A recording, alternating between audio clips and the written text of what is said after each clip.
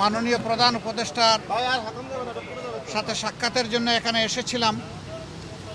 উনি এবং ওনার সঙ্গে অন্যান্য সম্মানিত উপদেষ্টা মণ্ডলী সেখানে ছিলেন, প্রেস উইংয়ের লোকেরাও ছিলেন। আমরা দেশের বর্তমান বিদ্যমান পরিবেশ পরিস্থিতি নিয়ে কথা বলেছি। আগামীতে দেশ কিভাবে শান্তি শৃঙ্খলার সাথে থেকে একটা কার্যকর নির্বাচনের দিকে আগাতে পারে সেই বিষয়গুলো নিয়ে আলোচনা হয়েছে।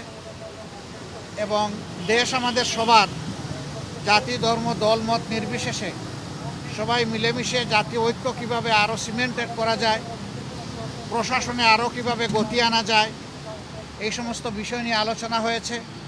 পাশাপাশি আলোচনা হয়েছে দ্রব্যমূল্যের যে ঊর্ধ্বগতি, যেটাতে মানুষের কষ্ট হচ্ছে, এইটাকে লাঘব করার জন্য মানুষের সামর্থ্যের ভিতরে দ্রব্যমূল্যকে নামিয়ে আনার জন্য কী পদক্ষেপ নেওয়া যায় সেই সমস্ত বিষয় নিয়ে আলোচনা হয়েছে। আগামীতে রমজান মাস আসছে, এটাকে সামনে রেখে অসাধু ব্যবসায়ীরা যাতে বাজারে কৃত্রিম সংকট সৃষ্টি করতে না পারেন এই সমস্ত বিষয়ে আমরা পরামর্শ করেছি। এর পাশাপাশি আইন শৃঙ্খলা পরিস্থিতি নিয়ে অনেক আলোচনা হয়েছে। দেশে সম্প্রতি ঘটে যাওয়া কিছু বিষয় নিয়ে আলোচনা হয়েছে। এই সকল আলোচনায় আমরা একমত হয়েছি যে দেশবাসীকে সাথে নিয়েই দেশকে সামনের দিকে এগিয়ে নেওয়ার চেষ্টা করতে হবে।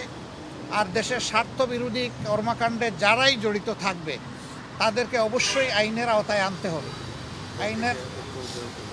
আইনের আওতায় এনে দেশকে শান্তি শৃঙ্খলা ফিরিয়ে দিতে হবে এবং এর জন্য প্রয়োজন হচ্ছে সর্বোচ্চ জাতীয় ঐক্য। দল মত ধর্ম ভিন্নতা থাকবে, এটা খুব স্বাভাবিক, কিন্তু জাতীয় স্বার্থের জায়গাগুলোতে আমরা যেন সবাই একমত থাকতে পারি, ঐক্যবদ্ধ থাকতে পারি। আপনাদের মাধ্যমে আমরা সেই আহ্বান জানাই এবং আমরা সেখানেও এটা তুলে ধরেছি।